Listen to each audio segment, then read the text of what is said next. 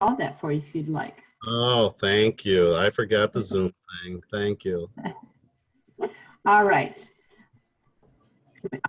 It's not commission. It's DDA member Rackesee, Yes. member Rucker, Yes. member Kaywood, Yes. member Stratos, member Derschel, Yes. Mayor Kramer, Yes. member Wingard,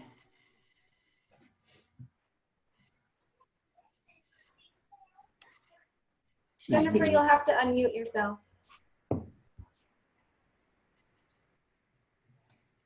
shall I go on and come back? Yes. Member Johnson Yes. and President Rocky. Yes. Okay. Jennifer, are you saying yes to those set of minutes approval? Yes. All right, I've got your yes. All approved. Thank you. Public comments. I'm sure we haven't got, or maybe I shouldn't presume that. Any public comments? Monthly financials. Oops, I'm sorry. Yes. Yeah, this is Pat. We do have a couple of callers on the line. Would like to give an opportunity at this point to speak if they want. If they hit *9 on their telephone keypad, that'll raise your hand and we'll get you on to speak. Just give them a couple seconds here. Okay, thank you.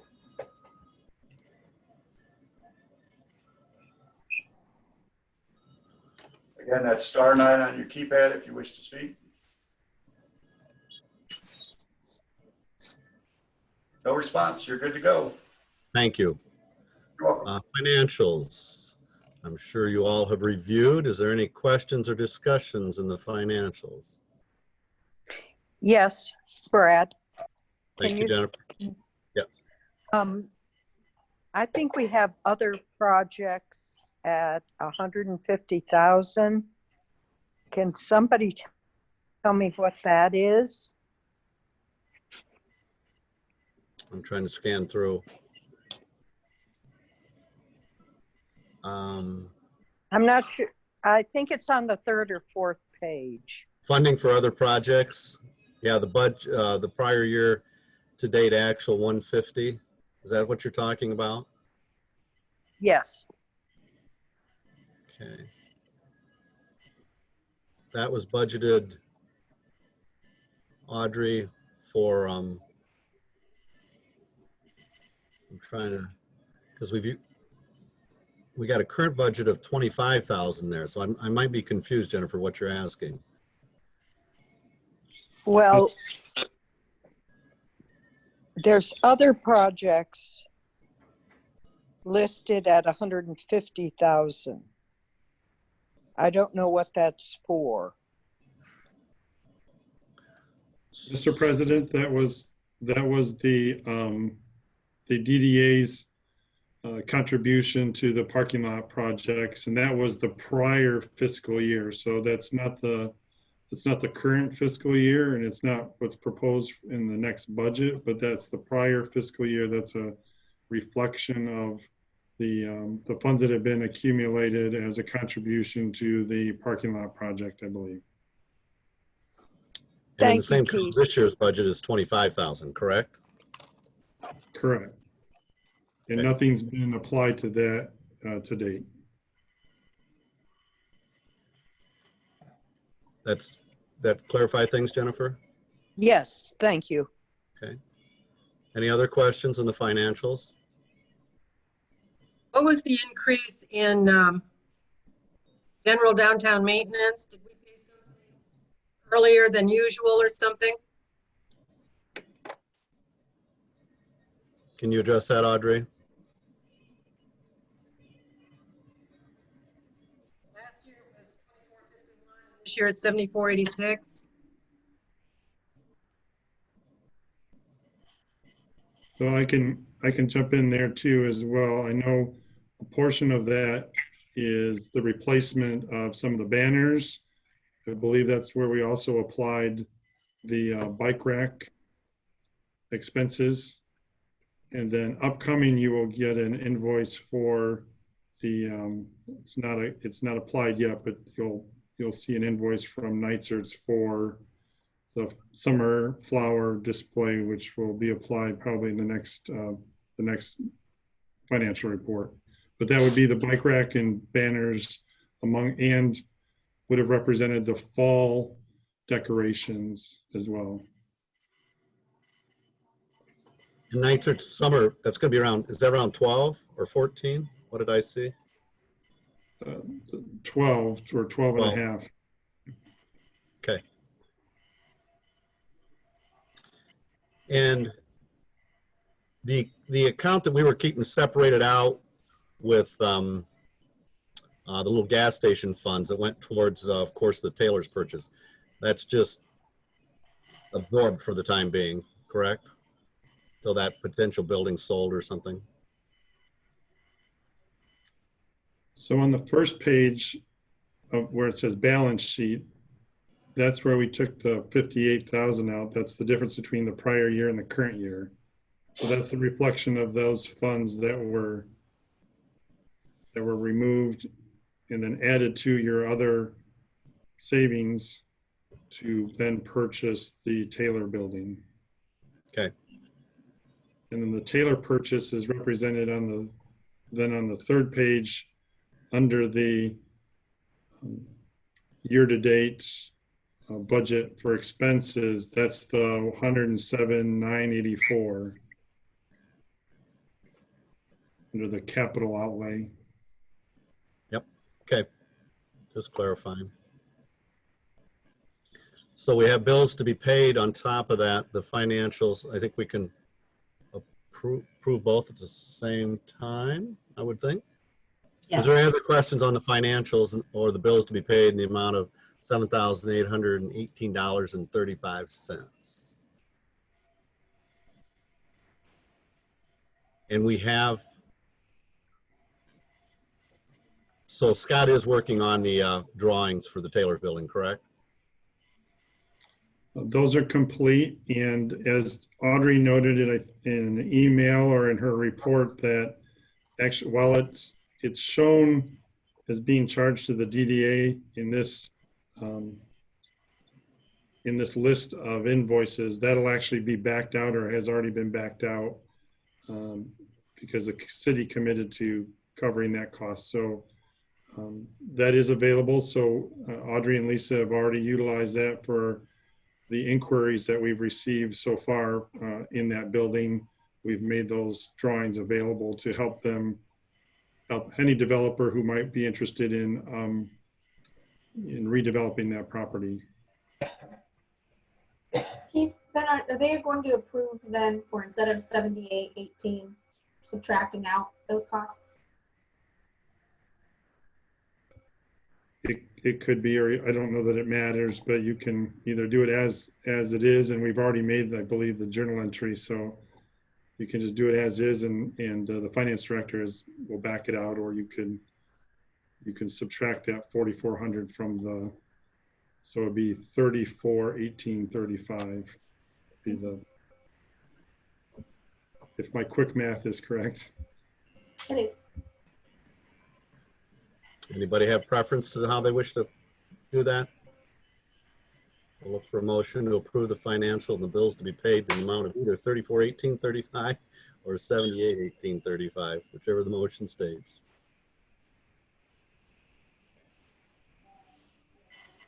Motion to approve bills to be paid in the amount of $78,1835, noting that a journal entry will be made to back out 400. And then do we need a motion as well for the to accept the financials or not? Yes, yes. And to include the financials. Okay, Second. Seconded by Michael, did I hear? Yes. Correct, thank you, Michael. Any further discussion? Roll call, please, I think. Yes. Member Rucker, Yes. Member Kaywood, Yes. Member Stratus, Member Stratus. I saw your yes. Member Derschel, Yes. Mayor Kramer, Yes. Member Wingard, Yes. Member Johnson, Yes. Member Rackesee, Yes. and President Rocky. Yes, The motion is carried. thank you.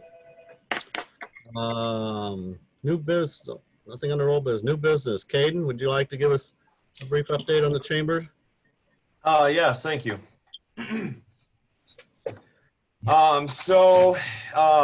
We've been, actually, I guess I should say I've been staying busy.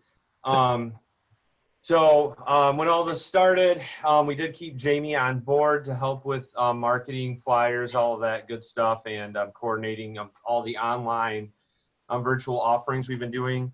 But our secretary, our membership services coordinator, is currently out of the office. We're going to bring her back in July. So I've been answering calls, emails. I'm trying to be here as much as possible to take care of those. Educating small businesses on available COVID-19 resources, from PPE equipment to other types of assistance, such as educational webinars. We've been really trying to stay connected with the small business community around the area as much as possible through all this. We are still continuing with the majority of our member benefits. We did a live at lunch with Courtney when all this started for Second Story Marketing. We've been doing, still doing our member spotlight of the week weekly, which next week it's going to be Keys Jewelry. So you can look out for that feature. It's going to be awesome. Our bi-monthly newsletters are still going out. That's going to go out next week as well. I'm still doing the monthly editorials for the Daily Reporter, and also our chamber chats. It was Trying Online was the chamber chat this morning with Ken Delaney. So we're still continuing with a large majority of our benefits, which, trying to reinforce the value of the small business membership through all this, and still work with non-members too, to help keep people educated, because, in this time, it's very important that we're trying to help as many people as we possibly can, but while still honoring, the membership that the small businesses pay for those businesses. We were planning on reopening this week. Now it's going to be Monday, June 15th when we reopen. We do have personal protection equipment fully installed for meeting guards. We've got a sanitizer stand upon entry of the building. We've got masks. We've got gloves too. And we're going to make our north door, the double doors, an entry only, and then our door on the west side of the building an exit only, to try and prevent people from maybe running into each other if they're in a hurry and not paying attention too well. Big shout out to all the local businesses that helped us acquire all that. We are still staying active. As I said, though, we have every Tuesday of June, because traditionally in June we would do a nonprofit showcase event at JT's, and we would feature 5 local nonprofits that are in our membership. Obviously we can't really do that this June.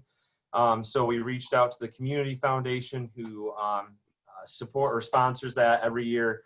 And we worked out something where we're going to be actually doing 5 nonprofit showcases with a minimum of 3 nonprofits each one. And they're going to run every Tuesday in June from 8 to 9 a.m. in the morning. So it's going to be a virtual business for breakfast series per se, that'll run 5 weeks in a row, 7 days after the other one, same time. So I'm looking forward to that.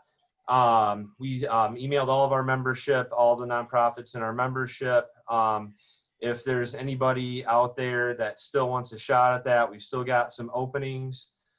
So we just want to make sure we're giving everybody a chance to get that exposure. As we know, nonprofits don't have that large of a budget a lot of the times, and especially now with everything going on, and the funds have started to dwindle for some of those. So I'm hoping to get a really good response out of that. We're really excited to kick that off. We did have a June 16th open house and ribbon cutting scheduled for Southern Marsh Realty, and that was going to be the first joint ribbon cutting between the Coldwater and Quincy chambers. So it was kind of a co-host event between both of our chambers. But with everything now, everything being extended to the week before, we're not sure how that's going to go. So we're starting to rethink that, maybe push that date back again. So stay tuned for more information on that when we make that decision. We just want to make sure everybody's safe, and we don't want to try and create an unsafe environment for people to come to, just to promote them. If we can push it back, make it a healthier environment for everybody, then we're more than happy to do that. We are at the end of this month, more like the beginning of June, we are going to be assessing all of our July events.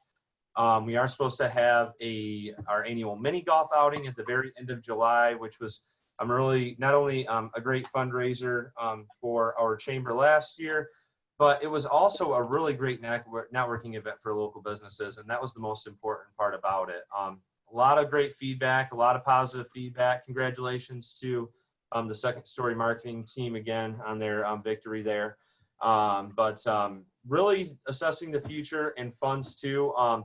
We emailed and mailed and contacted all of our upcoming renewals that have fallen in the heart of this, giving them a grace period on their billing, just to make sure that they are going to return with their membership. We feel a lot more comfortable asking people, for it in the future and giving them a break right now rather than trying to force them to pay it and the potential of having them drop. And we just want to make sure that, we're fair with everybody. Some people have chosen to pay their membership in lieu of that, but, that's their own personal preference. So either way, we're working with all of our members as much as possible.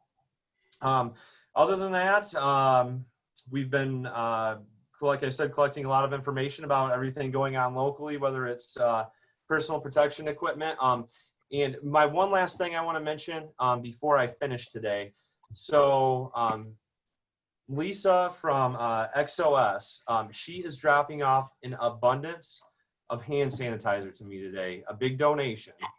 And I had Steve Trawl with the Coldwater Fire Department drop off 500 surgical masks that were made at the General Motors plant that are pre-packaged in like packs of 10 surgical masks for local small businesses who are in need. I didn't put anything out there saying that, hey, I have this, it's available, because what I've noticed is that even if some people don't need it, they might try to take more of it than they do need. So I have had people calling me as they need it, and I have been giving it out. I still have a good abundance of those things, and I still haven't got the hand sanitizer yet, so I will have a large abundance of that after 11 o'clock today. So if you know of any small businesses that are in need of hand sanitizer or surgical masks, we can help them and just give that away for free from the people that donate. Other than that, that's everything. I appreciate everybody's time this morning. Does anybody have any questions for me? Covered things well. Thank you, Caden, very much. I like Thanks, you. Brad. Looking forward to that ring appointment Tuesday. All right. All right. You guys done a great job of collecting information as we discussed the other day. Thanks for being there. And anybody that has any questions, direct them to the chamber office that they can get them what they need, or at least try and help them. Thanks, Anything Brad. else for Caden? Okay. Tibbetts, Christine, are you with us? I am. Got a girl. Hey, girl. Good to see you. Good morning, everyone. Well, like everyone else, we're trying to figure out a new normal. We, of course, have one of those great big gathering spaces, so the restrictions are still kind of uncertain as to what's going to happen. We are plowing forward. We have totally revamped our summer theater season, so our entire company will be, at any one time, about 10 people is all. From last year, we were an all-time high of 72. So it's a drastic cut for us, but we are still proceeding with shows. And if you saw the new logo, conquering COVID one show at a time. So all the shows are very small. They're going to be done concert style or readers theater style. We have to respect the social distancing on stage as well at this time. But I think it's a really fun, unique lineup. We, of course, are taking care of the theater, sanitizing. We have revamped our seating charts so that there is mandatory spaces between seats. And a couple can sit together, but there's going to be space around them. And hopefully people will be respectful of all that. At this point, we have figured it at about a 25% capacity. So it's what we can do and still try to meet all of our costs. Hopefully, if we show it, people will come. The season now is Sing Happy, which is best of Broadway from the last 50 years, a lot of newer stuff, and again, some of the modern musicals that people don't get a chance to hear very often, and we haven't had a chance to produce yet. Our next show is kind of a salute to everything about popcorn theater. It's called A Popped Potpourri, and it's music, a lot of familiar songs. Families will recognize the Disney canon from the movies, mixed with some Aesop's fables and some other silliness, including the old-time cartoon shorts. So it's kind of a mixed bag. Those shows we will be doing earlier. So it's a 6 p.m. show, so that we can get the families in and they can still get the kids to bed on time. Unfortunately, we will not be doing the popcorn at the intermission and the traditional popcorn style at this time. Then we go When Radio is King, a salute to the radio shows. And I think one of our local radio celebrities might be involved with that show also. And we're looking at some creative ways to also do that beyond the theater. Love Letters is one of the shows that were able to hang on to, but we've moved it from, it was going to be in the art gallery, it's now back on stage. And that features artists from our past. So there'll be nice pairings and 4 different performances, 4 different sets, couples doing that one. Man of La Mancha, we also held on to, but it is going to be done concert and readers theater style without the whole big production aspect, no big sets. We will still have a lot of lights and some sampling, a little bit of costuming, what can be done, again, meeting all of the new rules. Then we're doing What Mad Pursuit, which is a Noel Coward short story. So that's done Readers Theater. And again, some of the actors that we've got, it'll be great fun. And we are concluding with a collection that we've labeled It Started with Eve. And it's a very fun look at relationships over the centuries. So it starts with Reader's Theater play, an adaptation of Mark Twain's story, The Diaries of Adam and Eve. And then the second half is 3 very short one-acts, again, different decades and how relationships have evolved. And it's a very fun kind of aspect to it. A lot of the actors, they are the ones that you've seen before, very recognizable faces.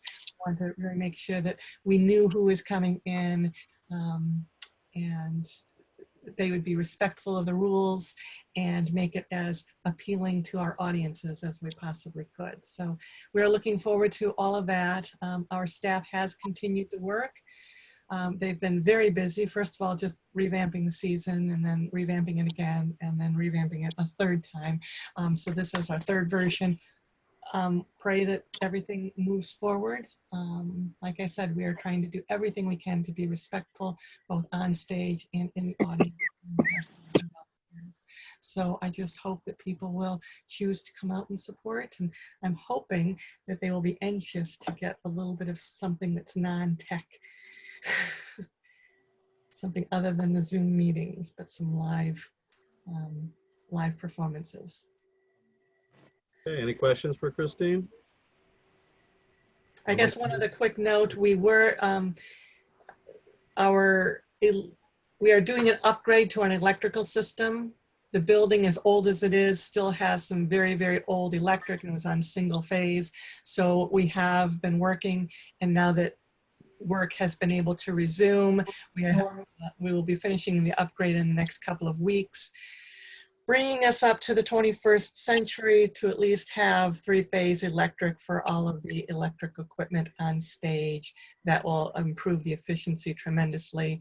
This is one of those things that had to be done before we can look at any other renovation or restoration of the theater. This is one of those really core things, not very exciting, but I'm excited anyway. I guess that is it, so. Sorry, didn't mean to cut you off Well, earlier. I thought of it the last minute, so. Okay, fair Oh, yeah. enough. Any questions for Christine? Thank you so much for the update. Trying times, but like you said, just keep moving forward. Okay, Economic Development Initiative update. Audrey, please. Hello, hello. Pat, will you go ahead and share your presentation, please? Well, trying to bring that up on your guys' screen. Working on it. Thank you.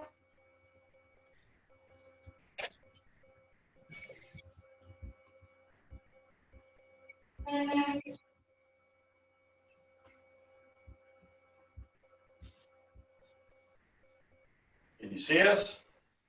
Yes, thank you. Great, nice, big and blue.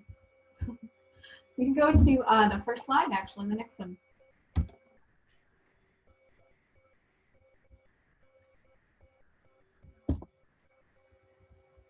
So a little bit of what's new and what's fun downtown. We did have a Facebook post about this, but I know not everyone always sees those. So we finally installed the bike racks you guys generously funded last year. We have 10 of those black hoop racks on the left, and 2 of the really fun blue bike-shaped ones, which I didn't tell you guys that we were going to do kind of those fun-shaped, but we had extra money left from what you guys had appropriated for it, and we just decided to do a couple quirky ones. So that's what we landed on. And then flowers have gone in downtown, at least phase 1 of them, looking bright, cheerful, and they smell great. So if you happen to be walking, enjoy them. So those are some of the fun things that we have. And then the next slide is going to be what's coming. So something that we have on order that is not here yet. You skipped one.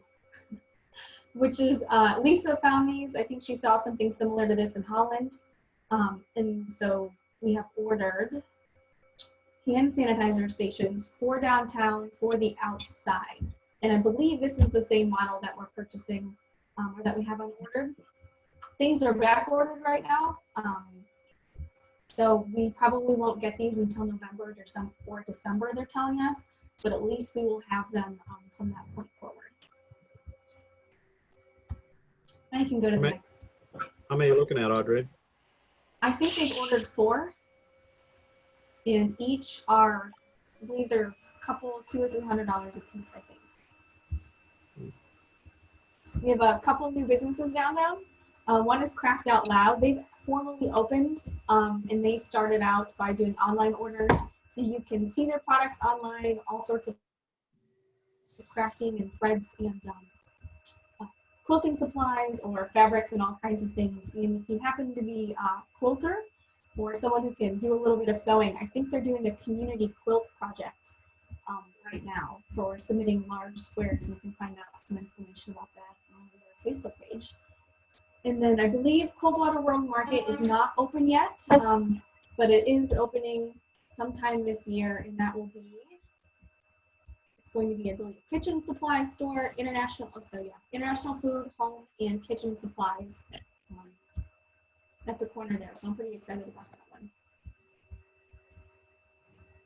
You can go to the next tab.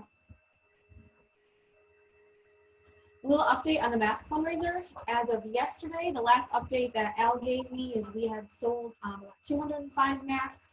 I know he put out a post yesterday, and I had published another one this morning, kind of as a semi-last call, since the fundraiser and the pre-sale ends at noon on Friday, this Friday in a couple days. So from what we've sold so far, I estimated we've raised about $480. But I think we'll get to 500 pretty easy because I still have to submit my order. I'm kind of waiting to the last minute, like I think a lot of people tend to do. So I think that will go up, and then we'll have a lot of cardinals in Coldwater. So that should be fun. And those will be arriving around June 10th, which is now perfect timing considering that the stay-at-home has been extended to just around that time also. Next. So Courtney, just a couple ideas that I've seen other people do that I've either found myself or someone has shared with me. Courtney found a really neat virtual shopping event in Chelsea, Michigan. So I looked into this, and this is something that I haven't organized yet, but that if time permitting, I'd like to put on my docket.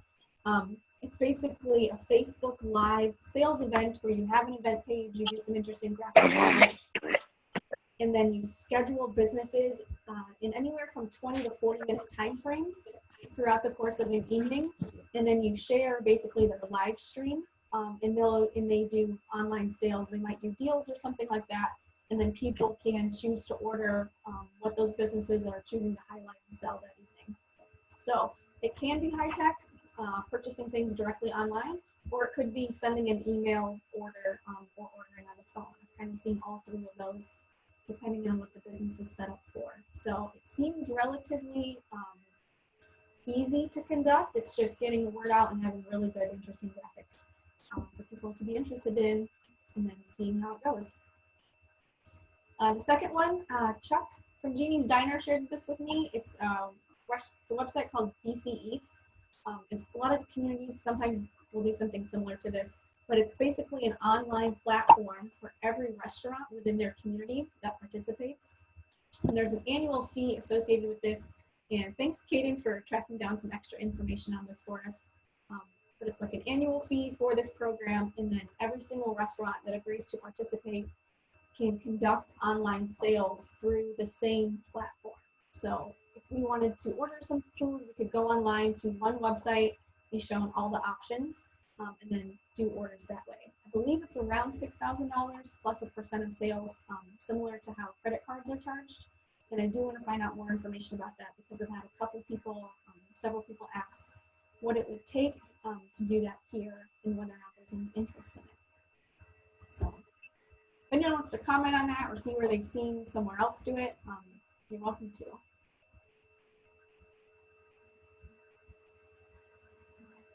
Otherwise, the last idea, I believe there's a apartment complex that has been working to engage their residents.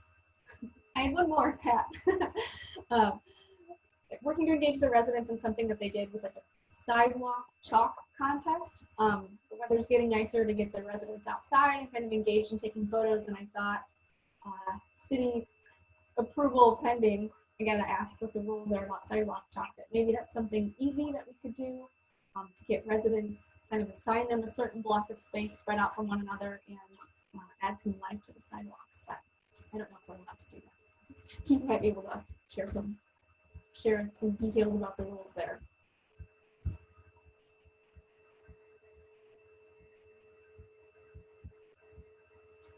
Okay. Next, I've got an update on the business support rebate program that you guys passed at our special meeting. We've had 8 applications submitted so far. We have formally reviewed 6 of them. We've earmarked almost $2,700 of funding.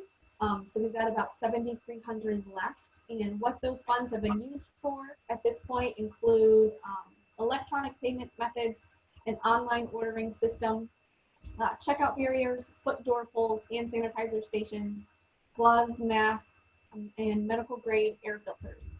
There are probably a few others that I missed. And then off the top of my head, I also wrote down some of the local businesses that have been supported in the process include G&W Display Fixtures, CEM Supply, Caramore Pharmacy, DWV Mechanical. One note that I just kind of wanted to throw out there and see if there's any objection, and I don't think there will be, but we kind of propose this as a rebate where you're just submitting receipts and we're only accepting receipts, and then we'll take checks from there to keep it simpler. But what I found is just like the hand sanitizer stations that we've ordered or back ordered, a lot of people are submitting orders for product that they aren't guaranteed to have for weeks or months down the road. And they're not billed until those items are shipped, even though they've ordered them. So is there any objection or any kind of discussion or comments about allowing us to kind of do this similar to the rebate where we do approve for expenses prior to them spending the money, and then we just kind of have to wait and keep track of it once they submit receipts, but we can earmark those funds in the meantime for orders that are placed? Makes sense, Audrey. Are we okay doing that? Yes. I figured, but I had kind of explained it a little bit differently last time, so I just wanted to make sure we'll go ahead and start processing them that way. So thank you. Any questions about that, anyone? Okay, good. Thank you, Audrey. Anything else in that regard? Not for COVID. Next we can move on to match on names. This is going to be the meaty portion of today's meeting. I'm going to give you a quick overview of the program parameters, and then we'll get into the scoring matrix that I put together in our actual applications. So match on name can give up to $50,000 per community, but grants to individual businesses are between $2,000 and I mistyped here, but $2,000 and $10,000. So eligibility is they must be a for-profit business headquartered in Michigan with 25 or fewer employees, experiencing financial hardship directly tied to COVID-19, and they cannot have been a recipient of a small business relief grant or loan. MEDC does have some preferences, which include low to moderate income business owners and businesses who are located in an opportunity zone or a hub zone. And we actually have an opportunity zone within our downtown. It basically covers everything south of US 12 and west of Division. So when I show you the scoring matrix in a little bit, there are some categories that I took out just because everyone that applied basically meets those criteria, and it helps me to fit the information on the screen. Can you go to the next slide, please? Thank you. So we had 9 applications for this program. And I'll just kind of detail that outreach that we did, which we had a Facebook post that detailed program parameters and links to the application. I sent direct emails twice, last week, midweek, when we opened the application, and then also over the weekend as kind of like the final reminder. For anyone that I didn't have an email address for, or for businesses who hadn't responded, I also sent direct Facebook messages to them with the program information. We had a business feed on the local radio station, and there's also a daily reporter article about it. So I know a lot more than 9 businesses received that information, and I also had some feedback from several of them saying that they were opting not to apply because they felt that they were in a stronger financial position to weather the storm, better off than other businesses. So they chose not to compete with them, which I think is actually a really nice sign of like goodwill and a supportive business community. So next portion of this is what we based our funding recommendations on that you'll see in the next slides, which is points for the local preferences. Basically, they follow the points that were received. So however many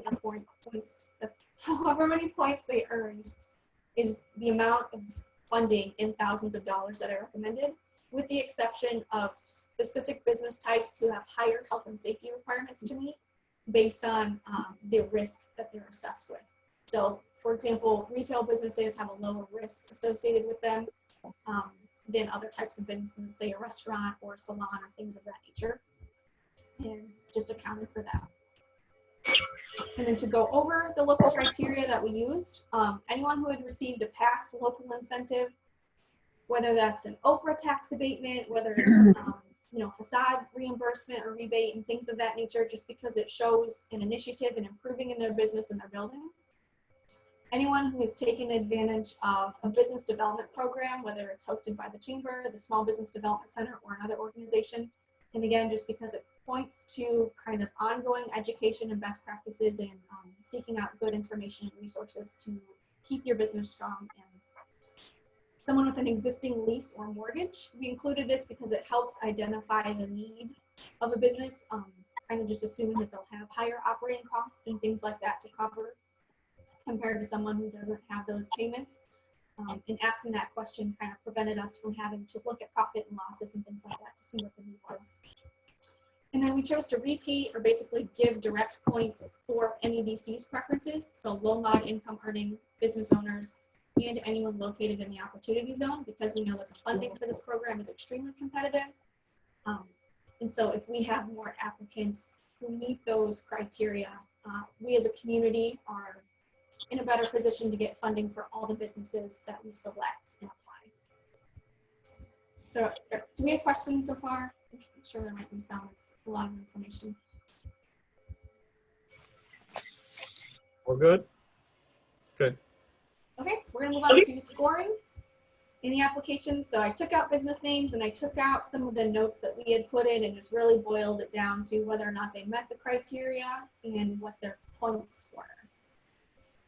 So there's only one business that we're still pending kind of a clarification from MEDC on whether or not they do qualify based on some other programs that they've taken advantage of. But in the event that they do qualify, the funding recommendation is there. So starting out with the highest score for 5 points based on our scoring system, I had them ranked at the highest level of funding, both for scoring points and for the risk level of the business and the precautions that they have to take in order to reopen, and not having been able to be open in the meantime.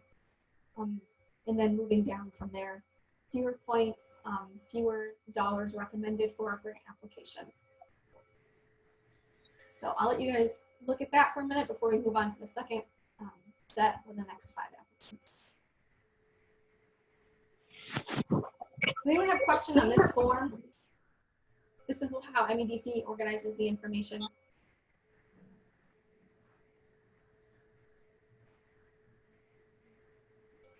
But it's basically all of the MEDC criteria plus the local criteria and whether or not there's a point associated with it. Okay, Pat, you can go to the next one.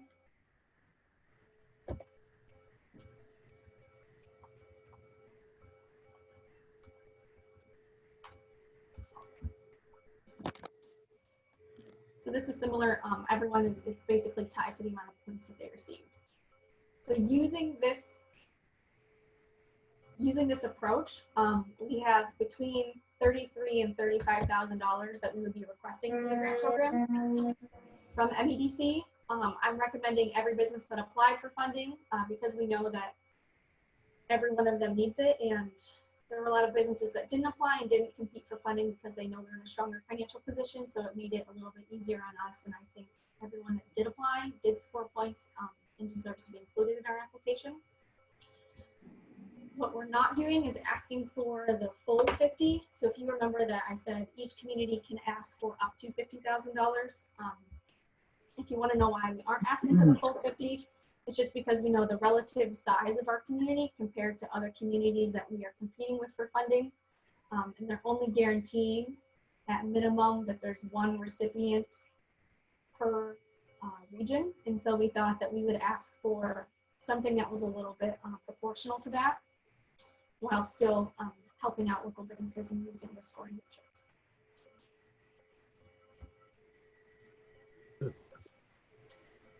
Questions? Yeah, it's a lot of information. Audrey, if you would note, are the amounts that are being appropriated per business, are those values that the business requested, or that how do they relate to the amount between what they're being recommended for and what they requested? Good question. Technically, the application doesn't include a section for businesses to ask for a specific amount. And so I just did it based on the point system. The only way to really, well, is to ask or to ask for profit and loss to kind of prove those operating expenses, which would have been a lot more difficult and challenging to do. So we just opted for a simpler way. And it's possible that some of the businesses that we're asking for $3,000 or $4,000 or $5,000 for might need more than that. But we're just trying to make sure that our application as a whole is as competitive as possible, so that because otherwise, from my understanding, it's either accept your total application or they reject it. And so by kind of having more proportional responses or requests in place compared to our community size, we're hoping that they will view that positively, and also including opportunity zone businesses, low mod income businesses, that we can at least get some funding for everyone. And then based on some feedback from the small business relief grant cycle, that was one of the things that people kept saying as well. Yes, 7 businesses were awarded from the region, but there's a lot of interest in making it a little bit more equitable and spreading it out. So it's kind of another reason for the recommendations. Thank you. Yeah. just going to jump in here. Also, from a grant grading perspective, being able to tie our point system to the amount of funding looks good for anyone that's looking at our application. So it hopefully will put us in a stronger position. It normally does. I've done grant grading several years ago with actually Michigan Council for the Arts, and there's a lot of similarity as far as being able to prove and or justify via a point system. Right, and actually one of the criteria for reviewing our community has to do with the appropriateness of the funding amount requested. So that's just kind of how we're trying to build that into it. Thanks for your hard work, Audrey, Lisa. We appreciate you staying on top of things. Any questions for them? Okay, so this it is submitted, or it's being submitted now with our It review? will be submitted because in addition to this matrix, I've got like, there's a lot of short answer questions that have like a max of 350 words that I started to work on this morning. Questions like your experience in administering programs in the past, how quickly you can disperse funds, how it ties to your DDA goals, kind of all sorts of other things that make sure that you have the capacity to implement it, and that your downtown needs it, and then also to show what else you have done to help downtown businesses outside of this grant program. So there's a lot of info they want to see that shows how else you've been working hard for them. So, which I think we have great. One other thing I would like to mention just to the board is there were a lot of communities that have chosen not to submit for Match on Main because of the amount of the work and because of the short turnaround. So it's good that we're doing that, but really kudos to Audrey for putting this all together and working so hard on it, because it's not been an easy job for her to put all this and put it into a matrix that we hope can get funding. When would MEDC make a decision, and when would funds get distributed to the applicants? It's in, I want to say mid to late June. They have a timeline on here posted. I don't remember what it is, but I know they it's mid-June. Basically, is when they'll notify communities. They have to execute a grant agreement with those communities and then disperse funds. But I think the process is intended to go pretty quickly from there, because one of their questions relates to how quickly can our organization in turn turn around and administer those funds. And I talked with Keith about this already. And if it doesn't land anywhere near council meeting where they can kind of double approve that process where you approve your financials, but then city council then also approves them, that they would be willing to host a special meeting to execute that sooner. So we don't have to wait 2 to 3 weeks for it, depending on how it falls. Good. I think that's important. Keep things moving as quickly as possible. Audrey, when you were out or having conversations here out on the street, are you finding any small businesses in particular that are challenged in making decisions to continue to move forward or not? Have we got any emergencies out there to your knowledge? I have not personally spoken with anyone who has said that they are not sure whether or not they will reopen. I imagine that there are some cases of that, but none that I've heard directly. Conversations that I've had, there is at least one conversation I had with the local downtown business that was not sure, and we're going to wait and see whether or not they're able to. But that was quite a while ago, and that was before all of the PP came out and different funding sources that were available. So hopefully. Should we revisit with that business and see? Yes. Yeah, because too often the decisions are made before conversation takes place that may be of assistance of some kind. So yeah, that'd be great if we could reach out and I don't know. That's a that's a hard thing to ask. I think a lot of businesses don't want to talk about Right. that. It's embarrassing, quote unquote, whatever, you want to say. Mhm. So I don't know how we can be as proactive as possible, but I guess just be Mhm. attentive, I guess. Yep. Will do. Okay. Good, thank you. Any other questions on that? On the matching of Main Street? Audrey, you had a couple more slides. You were done there? You okay?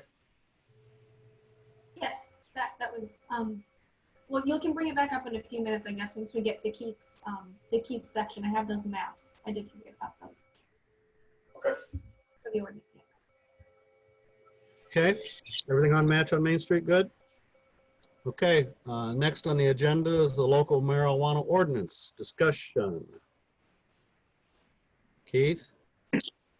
Well, that's my cue. So in representing the city council, we wanted to bring forward, the city has been working for about 2 years on preparing and then ultimately proposing an ordinance that would allow recreational marijuana in the city and in what form that would be. The ordinance that was initially presented to the Planning Commission for their initial consideration incorporated those facilities in our industrial park. And then during the course of conversations with the Planning Commission, they included what we call the C4 district, which is the commercial district on US 12 that essentially runs from Michigan Avenue out to Meyer. And so there also will be provisions for retail recreational marijuana establishments in that area. And then most recently, the discussion turned to with a couple comments from council members as to the potential or viability or interest in allowing retail recreational marijuana facilities downtown. So when the conversation turned to that topic, then we wanted to present it to the DDA board as to your opinions and positions as to whether or not you would think that would be appropriate, and provide that as feedback to initially the Planning Commission, who will be acting on the proposed ordinance at next Monday's June 1st meeting. And then they will make a recommendation for that ordinance in whatever manner it proceeds to City Council later in the month. So what we're seeking from you as the DDA board is your thoughts as to the appropriateness of recreational marijuana establishments downtown. And then if so, how many, or to what degree that they would then be regulated. So under the state act, right now, they're limited to no closer than 1,000 feet to schools. And so the way that's impacted in our downtown is that the proximity of St. Charles defines in the area in which that could exist. So right now that would be Monroe Street East would be about 1,000 feet from St. Charles. And we have some maps that would show what that looks like. And if you were to then keep that, or if you wanted to reduce that width or that distance from St. Charles, that also is provided for by the state act. If you wanted to open up more area in which to allow a retail facility. The orange, or the lighter orange or yellow color, it represents what we've put in place so far in the ordinance for a 500 foot separation from residential properties. And that would exist in all of the districts that this would be allowed. It doesn't have to, but right now that's how the ordinance is drafted. And then the red is the 1,000 foot separation from St. Charles. So what that equates to is essentially the block of South Monroe and portions there of West Pearl would be allowed the locations for retail recreational marijuana facilities. If you wanted to open it up, if you decided as a DDA or recommended as a DDA that a greater area could be allowed for those type of operations, then we would look at backing off what that separation would be from St. Charles or even from a residential buffer. So hopefully you've at least seen some of the articles and information that's come forward from the City Council and Planning Commission over the last 2 years. Maybe you've heard about it. We've kind of prepared for this coming to the community. But at this point, in addition to allowing recreational marijuana facilities in our industrial park and as well in our C4 commercial district out by the highway, now we're looking at what's the attitude, perception, opinion as to allowing it in some manner in downtown. So with that, I do have Dean Walrack has actually done a lot of work on preparing the ordinance and the maps. You have myself, and we've talked about, we have brought this up with President Rocky. And so we're taking this opportunity to get the DDA's feedback as to whether or not this is appropriate for downtown, and if so, to what degree would we allow it downtown? Keith, would you comment on inquiries or interest in locating downtown? Have there been some?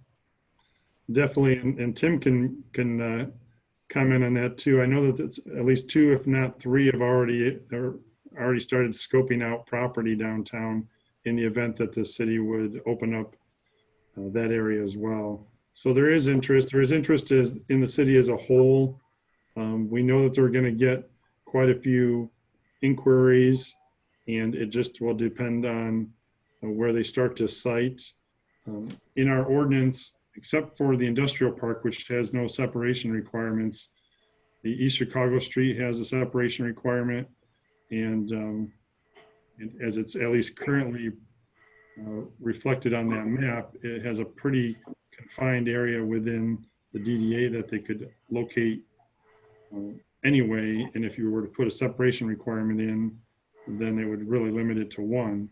But there's definitely interest. We know that that's going to occur. It's just once they start to locate, then they'll have to be separated from each other, and that will ultimately limit the number, at least in the highway district along US 12 and 69. I would add to what Keith is saying, and yes, there is a lot of interest. I have been vetting a couple of different prospective businesses for the downtown, making sure that, if the decision is to go forward, that we have the best possible relationship with a business owner.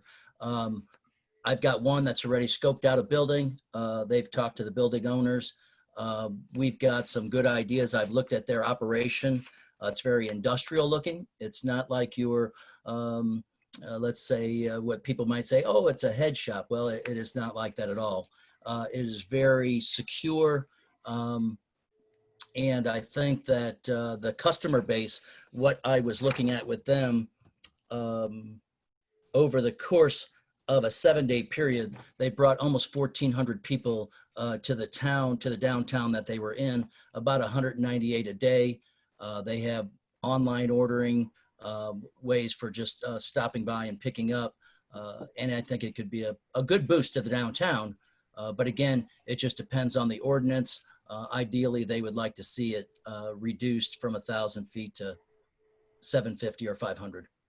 Tim, you might want to talk about the state law about you cannot display any product in your window. If you're walking down the street, they have no product visible, no signage announcing what they sell, correct? Correct. What they would do is have their logo on the front, and working with the building owner, I think the design would be very aesthetically pleasing to the downtown. They would have 2 entrances, both identified like that. But again, there is a barrier, so you would walk in and then check in with the person at the counter and then come into the store. So nobody could walk by and see any kind of product. The product is also stored separately. There are samples under glass, lock and key that people can look at, they can smell, but they cannot grab or anything. It has to be done by the personnel in a secure area, and it's all marked based on what the ingredients are. In addition, they have a variety of edibles, and I would tell you, in doing the research with them, they've had people from 90 years old to 18. Their count, so you know, they also are this particular place, and some of the others I've talked to are medical facilities also, and they have to be that before they become recreational in the state of Michigan. And you know, they've got security cameras. We've also talked to the police departments in the area, and really no problems, other than the town has more customers coming through than they have had ever before. So, Tim, what size communities are these businesses in, and what's the location in those communities? well, some of the communities are 1,000 people, all the way up to, you know, as big as you can imagine, all the way to the Ann Arbors and all those type of places. Currently, with us sitting on the border, I think that we would get a lot of Ohio and Indiana. But as we talk to these prospective businesses, we also, you know, I also make them aware that that is not going to last forever. At some point, Ohio and Indiana are going to change their laws. So are they bringing a lot of people to a town of 1,000 that has nobody else in it, and really some viable businesses, but not a lot? Yes, they can bring people. And again, I go back to, you know, it's not the old days of, and I apologize if some of you older people like Kramer and others were hippies back in their day, but it's not the old days with a hippie behind the counter, and you walk in and there's weed everywhere and there's incense smelling. Totally different than what that perception is. Tim, I think you might have misspoke. I think it's 21 years of age for retail. I don't think it's 18. Right. You're right. You're right. I'm sorry. Yep. Just point of information, not promoting this, but 1,000 feet from the school is just as subjective. Ohio, for example, is 500 feet from a school. Some states on the East Coast, according to Megan's research, are 300. So there's no magical thing about the 1,000 feet from the school. It's a very arbitrary, flexible number. Correct? Correct. And, you know, St. Charles, well, I would say that the Kalamazoo Diocese has dealt with, the distance from a school with liquor stores and other locations like that. And the 500 feet really has not been a problem. Question about the residential buffer. Obviously, this isn't taken into account for downtown, people that live in our downtown, and just wondering, is that correct, or how is that? Correct. It's based on residential zoning, not residential occupancy. So the buffer that you see is from the adjoining neighborhoods, it doesn't take into account if somebody's living above a second story retail space. So while it does intend to separate it from residential neighborhoods, it wouldn't impact, or it's not subject to somebody living above, that's not 500 feet from somebody living above a commercial space. I would also throw out that they limit the number of people that are able to enter the business at one time to 10. And so as people do show up for their appointment and or stopping by to pick up product, there is the opportunity for them to then almost do it with a, calling on your cell phone, similar to going to like a restaurant where, hey, give me your cell phone number. When it's your turn to come in, your turn to get your table, we give you a phone call. And so that's generally how it's handled for stores like that. So there's not so many people in there at once. Do any of them have areas like the cigar shop on the corner over here where they can consume on premise? No, they don't. And that would not be their goal at their location. So state law would prohibit that. There are separate permitting processes for facilities that allow consumption on site. And our city ordinance, the larger city ordinance, isn't providing for those types of operations, at least initially. So there won't be an outdoor festival, or there won't be a community locate. There's a permit for example, if somebody wanted to have I think they're called compassion organizations, where they all get together and can smoke on site. Those wouldn't be. They would be on their own private property. You can't under the state law consume it even in the public right of way or in. So it's not as if you could consume it on the sidewalk. This is really purchasing it at a licensed facility and then taking it home for your own use. Okay. Anything else, Tim? Keith? I would just like to add, Tim has, thank you for the work you've been doing and kind of starting to build some of the relationships with businesses who are interested, should it be something that's allowed downtown. I think the key to ensuring any kind of quality of a business is going to come down to building those relationships, not just with the businesses, the prospectful businesses, but also the building owners. I know that's something that we've learned is true of downtown redevelopment in general, is if you can get your building owners on board to kind of accept a certain standard for things, that's part of their discretion as a building owner. And so while we can't necessarily guarantee the quality or the certain aesthetic of any businesses like this, it certainly helps to have already kind of had that pipeline in place, I guess, of people who would be ready to apply if it were allowed. But there is still the risk that, someone beats them to it. It's maybe something a little less desirable, I guess, in terms of I would tell you that how they do business and things like that. The building owners that we have talked to, because we've toured a number of facilities downtown, they've all been very receptive. So has there been any mapping on if this would be backed off to hypothetically 750 or 500 feet? Is there any? Yes. Pat, I apologize. There's the next slide. I know you just closed it out, but the next graphic shows 500 feet. I don't think it would hurt to see that. Mm-hmm. And so basically the difference, if you want to switch back and forth between those real quick. Well, the difference is basically the portion of West Chicago Street. Yeah, those both sides of that street right there is what it opens up basically. So it would free up without changing the residential buffer, it would free up the additional block of US 12 from Monroe to Hanchett for the availability of those buildings as well.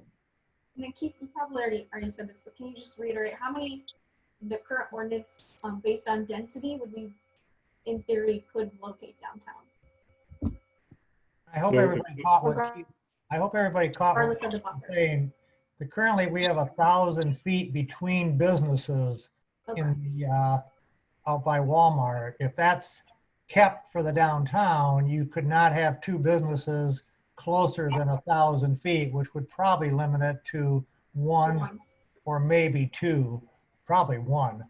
So if we kept it like, if you reduced it to 500 from St. Charles, you would still probably only have one site downtown. Or we could change that 1,000 between businesses if the Planning Commission and Council wishes, but probably one store downtown, I'm thinking, is what council's looking for. So when it overlaps a building, like you're looking at the insurance building on Chicago and Hanchett, does that disqualify it or does it qualify it? Dean Insurance? No, it looks like State Farm. State Farm. Yeah, would that qualify that building or not qualify it when it overlaps like that? Because it happens obviously everywhere. The way that our ordinance is written, it's the property line. So the nearest point on the property line to the nearest point on the next property line. So those that have some kind of an overlap would not be eligible. The way the ordinance is drafted presently. So I think it's important to know that Taylor's building would be out then. Correct. Taylor's building, the insurance building, anything that's kind of bisected. Dean, I had a question regarding the housing piece. I know we have the new apartment complex going in on Hanchett. Does that change the ruling at all on residential, being so far from residential? That residential component is a local. It's something that we wrote into our draft ordinance. It's not a state rule. The state says that it can't be allowed in an area exclusively for residential use. But we've basically taken the zoning districts that are by and large exclusively for residential use and thrown that extra buffer onto those. The C2 allows housing in some component downtown. The C3 and C4 districts also allow for apartment uses or single family housing through special use processes. So we haven't looked at backing or buffering from residential uses so much as areas zoned primarily for exclusively residential use. Is that clear? Yes. Question I've got for the board, is there any comment or conversation to have about this business on Main Street, hypothetically? Because if you go back to the 1,000, could you flip back to that? I think it takes all but 2 buildings off of Main Street. So you'd have Hauska's building open, and it looks like the old dentist office on the corner. Those would be the only 2 buildings on Main Street. Is that correct? Correct. Okay. So again, I'm just curious, is there any comments or thoughts in regards to this type of business on Main Street? Because obviously you'd be restricting that very easily with 1,000 square feet. Or Brad. 1,000 feet. Hey, Brad. Yes. So when I was looking at this, so I was on the Planning Commission, still am in Sturgis when they adopted their ordinances. So I'm very familiar with the ordinances and setbacks and all that kind of stuff, the buffers. And so I'm personally, I don't care one way or the other whether communities do or do not have it. I don't personally oppose it. Don't personally endorse it. So I'm kind of on the fence. I could care less from a viewpoint. I started asking other people though, and I was actually pretty surprised at the negative comments I got about it being in a downtown and how that creates some sort of identity. And then you start to ask yourself, okay, with bringing this business in when we certainly need businesses in downtown, is that going to impact people and customers coming to the current businesses or future businesses down there? Would it impact another new business that's looking at coming to Coldwater, coming here or not?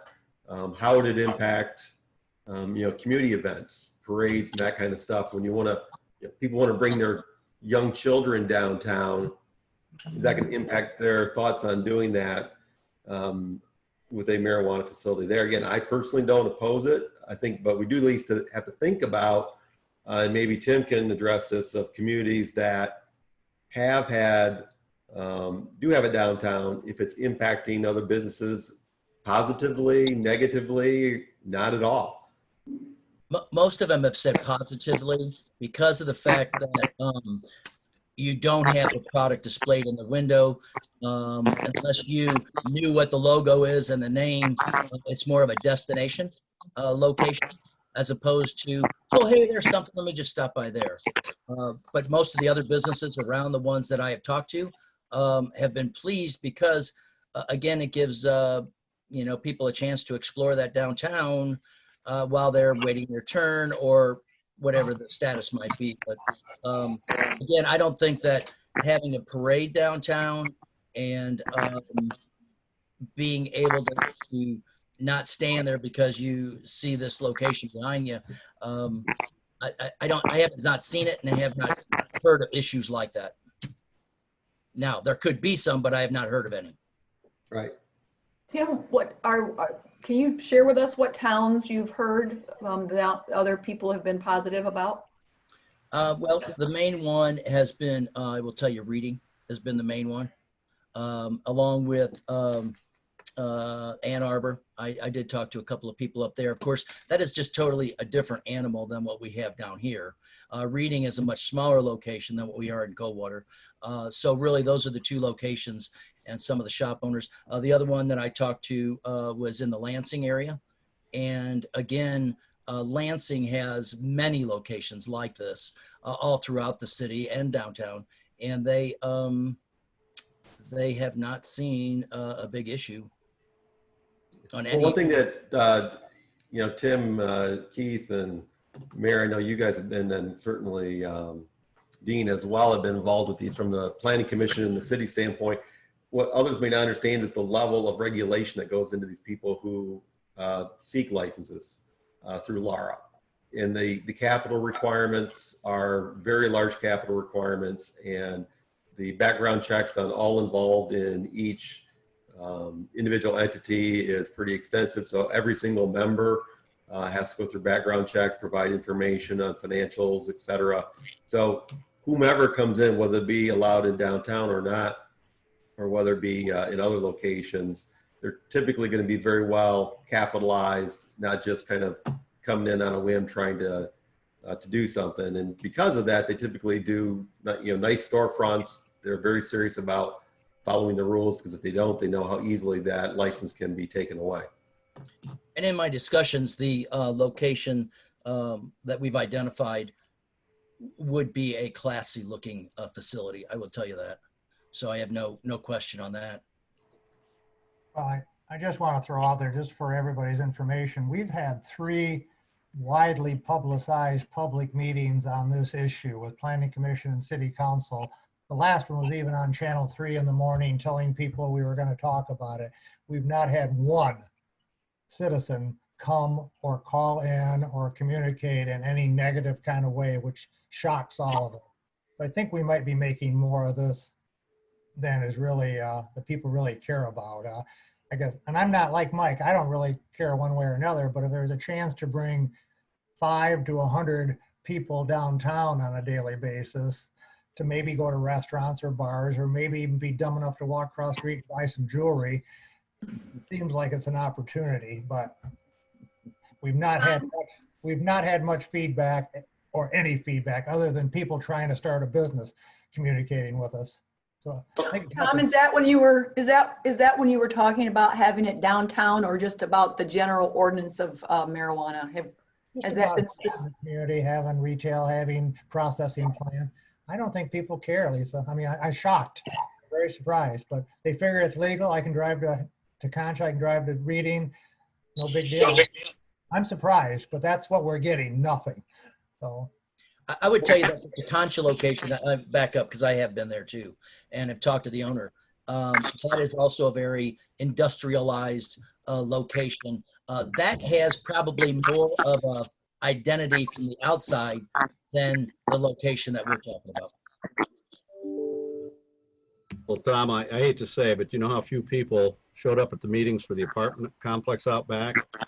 And then once they see it happening, it was a whole different story. Now, I'm not saying that that there is opposition to it in any major way. You know, I think it's becoming very accepted in our society just because of the legality, of course. But it amazes me today how people don't become involved till it disrupts their life in some fashion. It's sad, but it's too true. We could, Brad, put out a community survey specifically asking for this question in downtown, and look for feedback if that's something that interests the DDA prior to making a recommendation one way or another. I will say that Tom's comments on people not showing up to these meetings is significantly different than the experience I had on the Planning Commission, you know, a year or two ago in Sturgis. It was packed, standing room only, very passionate people, 2-minute limits on how long you could talk. It was quite the circus. Interesting. Hey, Lisa, we spoke about Holland, did you ever reach out to have their comments shared? Yes, I did.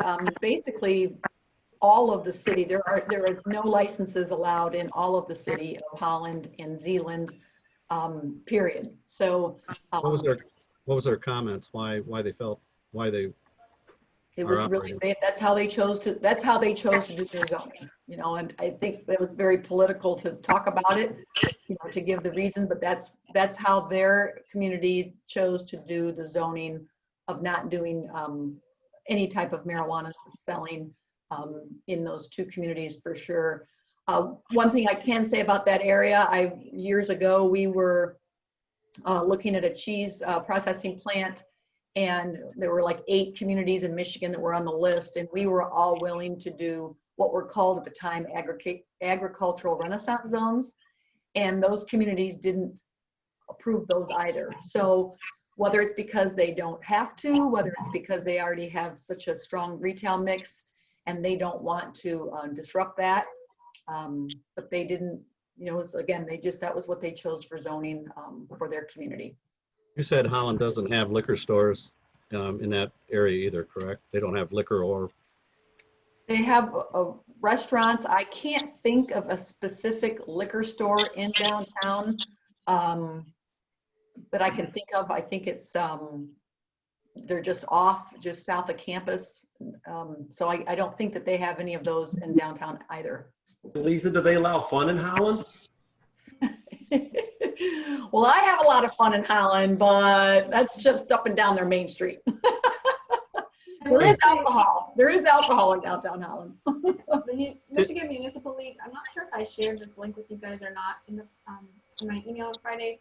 They did several case studies of communities who had opted for either just medicinal or medicinal and recreational and kind of like all those in between. And it does seem like, again, Ann Arbor is probably an exception, but communities who are acting on it more quickly for downtowns tend to be those who have very specific revitalization goals and have a bigger hurdle to meet, I guess, in terms of that, versus somewhere like Holland, whose downtown is already extremely dense, and you know, kind of been in a stronger position, I guess. So it's been, we've seen it being used specifically as an economic development justification. But again, like kind of Mike has brought up, there are other considerations too. It just depends on. Tim, the way the boundaries are now, are the businesses that are interested or showing interest in coming to Coldwater, is that area viable for them, they feel, or are they asking for more flexibility? They would need just a little more flexibility for the one building that we've identified. So whether it's reduced to 500 feet or 750 feet would accomplish the goal of what we're trying to do. They looking to be on Main Street? Is that their goal? Ideally, and also with some of the building owners and talking to the people involved, I think it would be a great match of building management and quality going along with the people coming in. Because again, I go back to, you know, we just don't want, if this is, and I'm saying what I've been doing researching wise and people that have been contacting me, but so if this were to be allowed, you know, we want to make sure that we have good people that are running this operation, that have a proven track record, that understand the nuances. And I also think, you know, as it is right now, you've got to be a medical facility before you can also add recreation. So, and as Mike said, they have met a lot of the criteria. And I feel that the people we choose are going to be as important as the barrier, reducing the barrier. The map. Oh, sorry, go ahead, John. Well, just the map that you showed of the buffers, how does that compare to the existing ordinances for controlling retail liquor establishments? There is none. The state law that was passed 2 years ago, this is in essence creates a recreational marijuana in the state of Michigan as an entirely separately regulated activity. And so municipalities have a great wide range of authority in how it regulates that. So liquor establishments are controlled by the Liquor Control Commission. There are some specifics as to how and what proximity they are to churches and otherwise, but there are no separation requirements. There are no, the city doesn't even get involved anymore in any type of review or approval process, other than to say that they have to be zoned appropriately. They have to be in a commercial zone. So these are regulated in an entirely different manner than liquor establishments. And one thing I wanted to add, and Tim and I had this conversation the other day, is as we look at, I mean, there are a lot of significant communities of our size around us that are opting out to do this in their downtowns, right, wrong, or indifferent. You know, Marshall, Sturgis, you know, to name a couple of similar size, which for whatever their reasons. I think what I would like the DDA to think about is, are we, as to Audrey's point, we are in a situation where we don't have a strong downtown right now. So are we wanting to do this and are willing to do this in order to get a business, another building, another storefront filled? Or is this really the vision that we have for our downtown, let's say 10 years from now? And can we opt out or opt in and then turn around and change our minds at another time from a development standpoint? So that does give me some pause in regard to doing something just because we feel like we have to fill storefronts versus something that would be really beneficial to our downtown. Well, and as we take a look at it right now, you know, conceivably a business could go down on Monroe Street and not on the main drag. I guess it just really depends on what the city council wants to do and what the recommendation is from the DDA.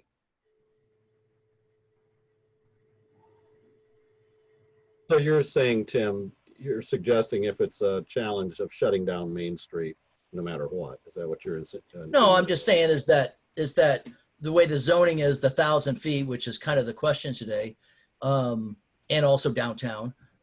Right now, the zoning allows for it just, you know, like Monroe Street. If somebody wanted to come in and the downtown or the city council said yes, as it stands, the 1,000 feet would work for that area. Reducing it down just allows us to have more storefronts. And again, I go back down to the people running the operation and the quality of the people, because I think that it is not, again, like the head shop in the old days where, you know, that you have that situation. It's a much more industrial, secure place, and it does draw a lot of people. I mean, that's one thing that I have done a lot of research on, the amount of people that come downtown and that would potentially go to the other businesses as we try to create a, I don't want to say a eating and drinking downtown, which is what a lot of downtowns are looking at.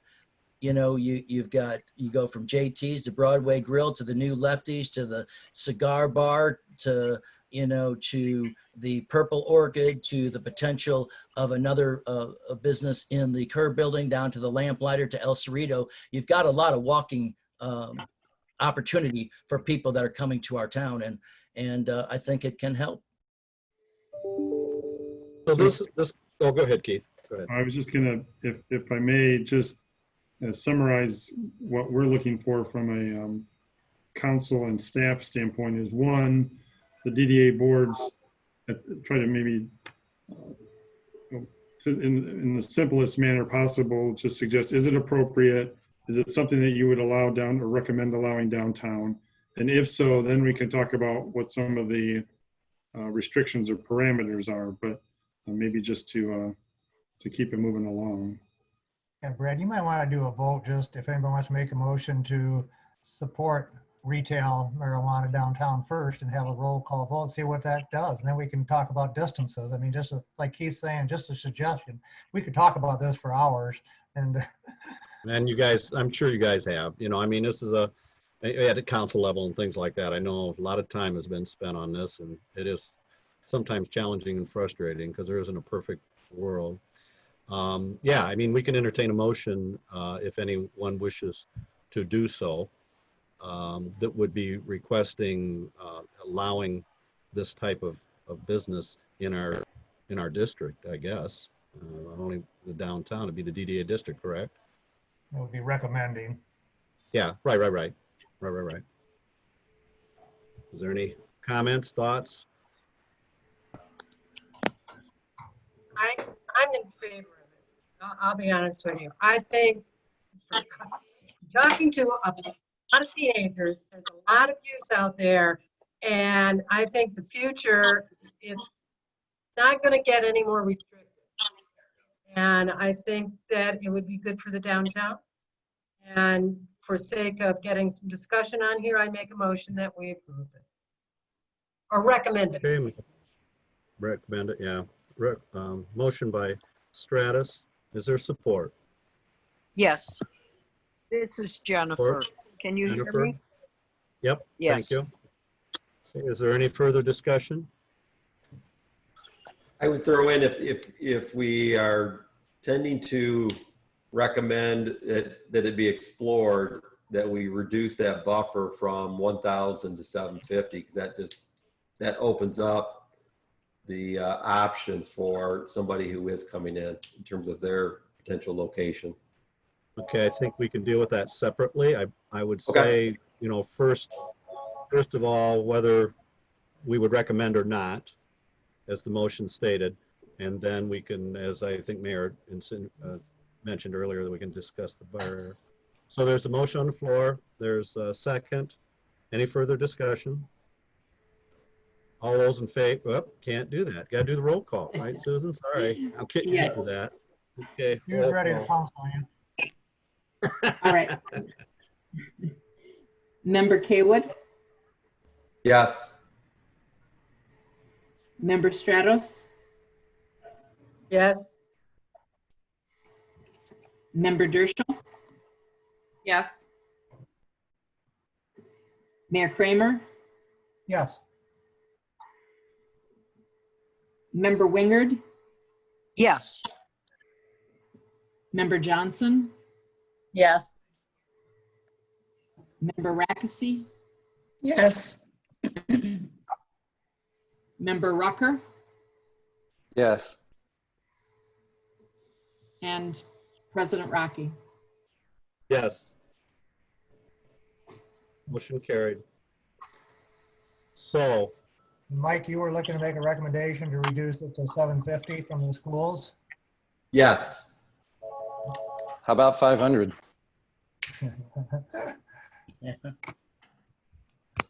We pull that up. We didn't have 750 to look at, did we? We had 1,000 or 500. Can we look at I would say 500 again? the 500 would work for what we're trying to accomplish.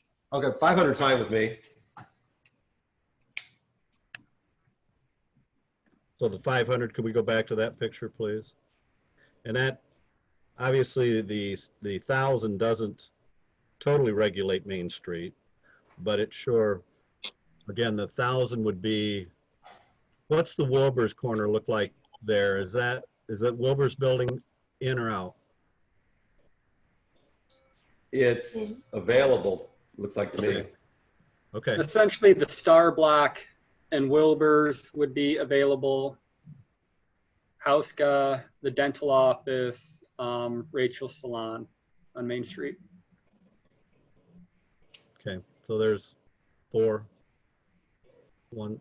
So you're saying there's 4, how many directly on Main Street would be available? Now, with the 1,000? 4. 4? I guess in saying that, either it's all or none. I guess the boundary, whether it's 500 or 1,000, the only other decision is, are we comfortable on Main Street or not? I guess I think the 500 opens it up if we're willing to offer this or recommend this, I should say. But secondly, is there any conversation about Main Street itself? Is there any reason to regulate that or not, I guess I'm saying? Did you say if we go to 500 feet, that allows for 4 licenses? No, no. There's still probably 1, maybe 2, it sounds like. So it's just whether you have it on Main Street or not.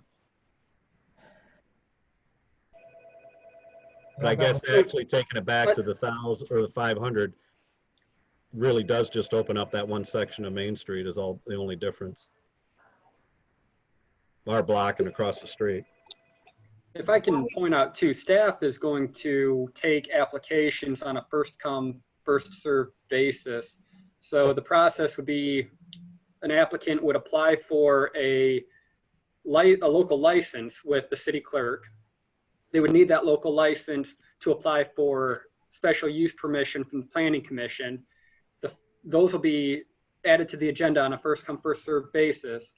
And then as soon as someone has that special use permission from the Planning Commission, then they can move forward with opening their business. So we'd be subject to whoever shows up at the counter first with their application to open their facilities. So there's only so much control over who actually opens downtown, where they actually open downtown. It's going to be a matter of who gets to the neighborhood services department first with their application. That's kind of what I tried to explain earlier, but also saying that it helps to have existing relationships with the building owners or with the prospect businesses. But yes, we cannot necessarily guarantee who picks up on what's allowed and, is there the quickest. Or if there's a line outside and overnight camping. I have a question for, I guess, Dean, Keith, and the mayor. As we go through our recruitment process, if we did not have it right now in downtown as an option, but as we go through our recruitment process, if we have a business that wants to buy or lease a building that's ready to go, can it be changed then when you have your specific type of business that you want, or is that not allowed because the old picking winners and losers? Because going from having 1 downtown to having 2 is a completely different use of your retail space that we're trying to recreate. That was just one of my questions. I don't think physically we could have 2, could we, Dean? 1,000 feet between them? If they located, on the far north west, then maybe at the old Kilgore International building, you could probably get 2 if they located ideally, but if they don't locate ideally, then it's probably just 1. Yeah.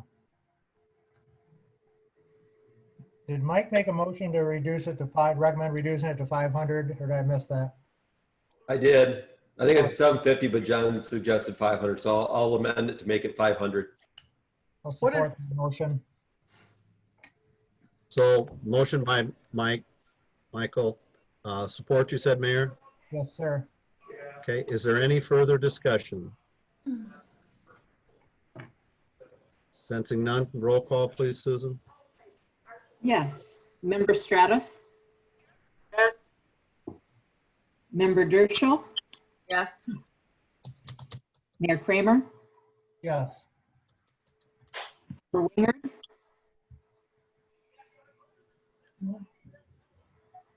Member Wingard?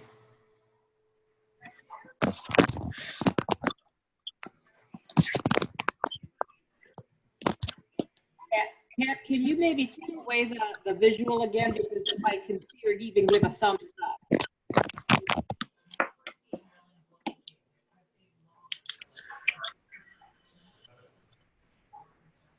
Member Wingard?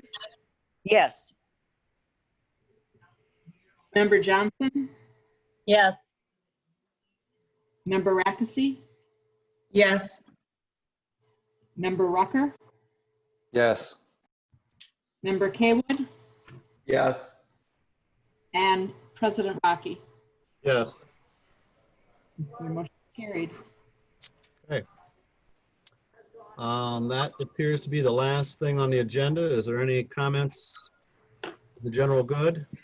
Oh, can we go back? Actually, sorry.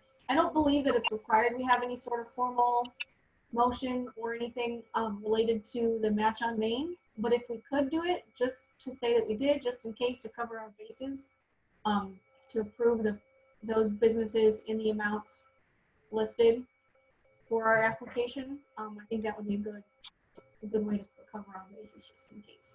Right. To authorize the submission of the grant application as presented. Yes, that's correct. Okay, do we have a motion? I'll make the motion. I'll second. Okay, so we got, was it Kaywood and Stratus, I think? Okay. Is there any further discussion? Do your thing, Susan. Right. Member Dershowitz? Member Dershowitz? Yes. Mayor Kramer? Yes. Member Wingard? Yes. Member Johnson? Yes. Member Rackesee? Yes. Member Rucker? Yes. Member Kaywood? Yes. And Member Stratos? Yes.